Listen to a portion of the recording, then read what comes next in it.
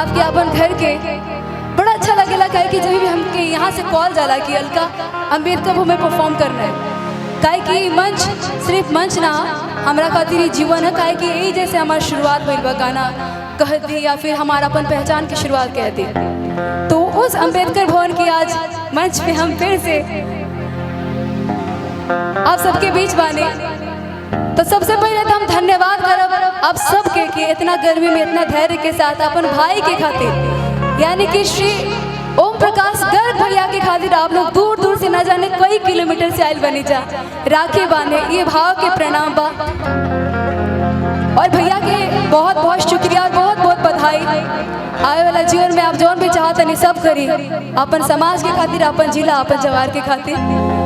रक्षाबंधन के उत्सव में मंच पे सब लोग बाटे डॉक्टर नेहा दीदी के प्रणाम करत हने घर परिवार के लोग सब लोग बा गुड्डू दीदी काफी दिन के बाद सबसे मुलाकात हो रहा बा और बहुत बहुत बहुत खुशी हो रहा बा। ताई काहे कि रक्षाबंधन उत्सव है और ओम प्रकाश भैया के सब लोग राखी बाने आयल बाद रक्षाबंधन से भी शुरुआत करत हने ओकरा बाद अलग अलग प्रस्तुति रही।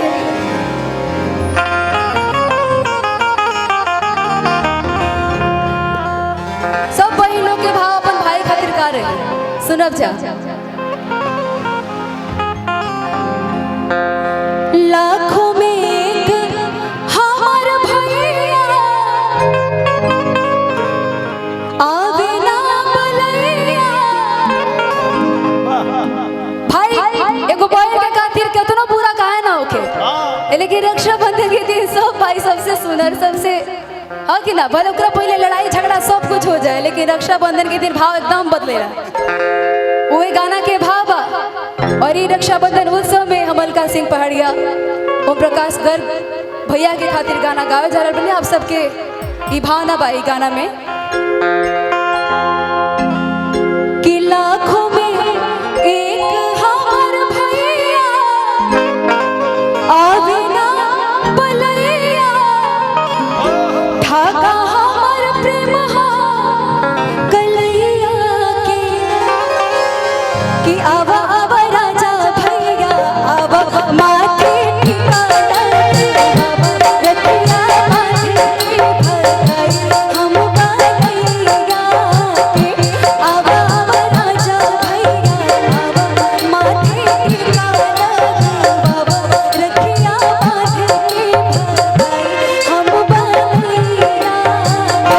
लाखों में एक हमार भैया आवे ना बलैया ढाका हमार प्रेम कलैया के आवा आवा राजा भैया आवा माथे ठिकाना बाबा रतिया माथे भगाई हम बलैया के आवा आवा राजा भैया आवा माथे ठिकाना बाबा रतिया माथे भगाई हम बलैया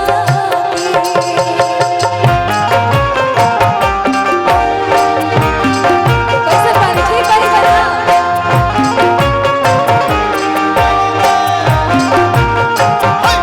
आवा आवा राजा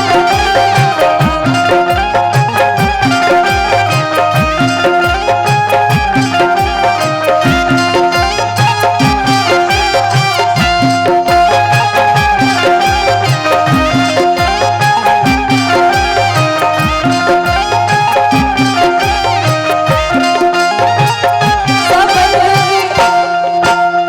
जिंदगी भतहरी सजाते हम आरतिया भैया हो रखिया के गाई गाई गीतिया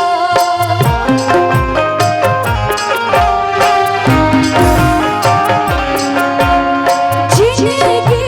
भतहरी सजाई हम आरतिया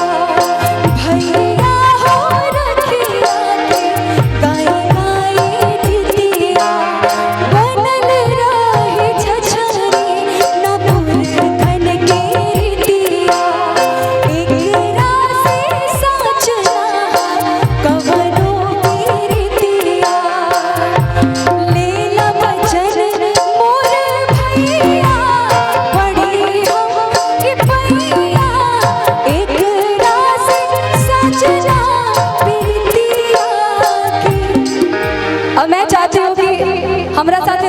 भाई का कि आवा आवा ओ प्रकाश भैया आवा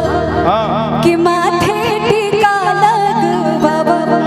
रखिया बांधे के भगाई हम बलैया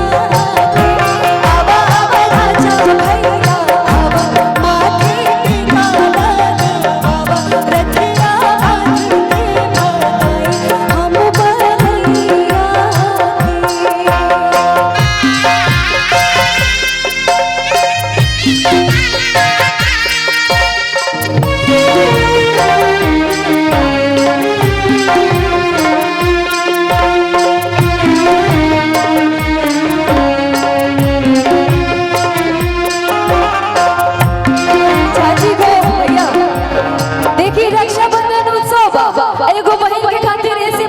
चाची कुछ कहो तरे भैया थोड़ा साइड करिए तो का चाची बोला आवा आवा राजा भैया आवा माथे टीका बाबा रखिया बांधे के भगाई हम बलैया एक मिनट भैया रुक जा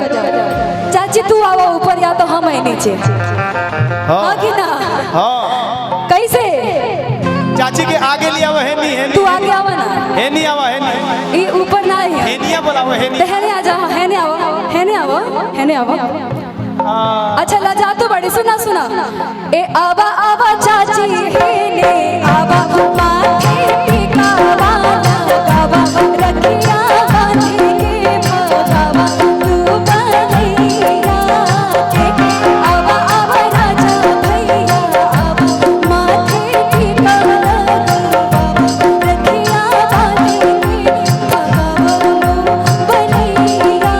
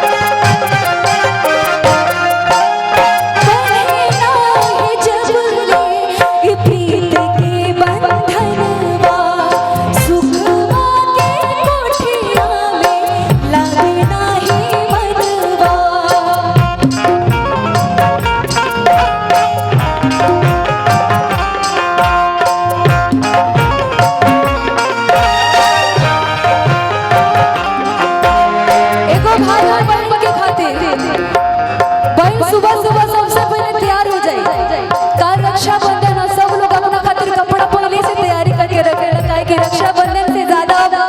फोटो खिंचावे के भी शौक ज्यादा रहेला कि जैसे ही राखी बना फोटो अपलोड हो जाए स्टेटस व्हाट्सएप इंस्टाग्राम सब जगह लेकिन एगो बहन के खातिर भाव जब ले राखी बहन ना बने तब लोग खाना भी लोग ना खाना मैंने तो नहीं खाया है अब भाई बहन लोग दूर रहते तो भाई खा ले तेरी लाइन बड़ा खूबसूरत बा कैसे बंधे ना है जब ये प्रीत की बंधनवा सुखवा के कोठिया में लगे नाही मनवा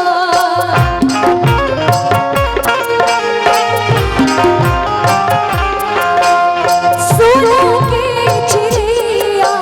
नजर के आंगनवा भैया ने बसेरा हिल के बरनवा और लाखों बरिस के नाता बांधे विधाता प्यारे बहनिया से भैया की मैं चाहती हूँ सब लोग हाथ जरा ऊपर कर सब लोग अपन अपन भाई के खातिर और ओम प्रकाश कर भैया खातिर हाथ सब लोग ऊपर करी सब लोग अब बोली दुर्गा मैया की बोली शंकर भगवान की सोमारी चलता आज ही लगवा कल खत्म हो जाए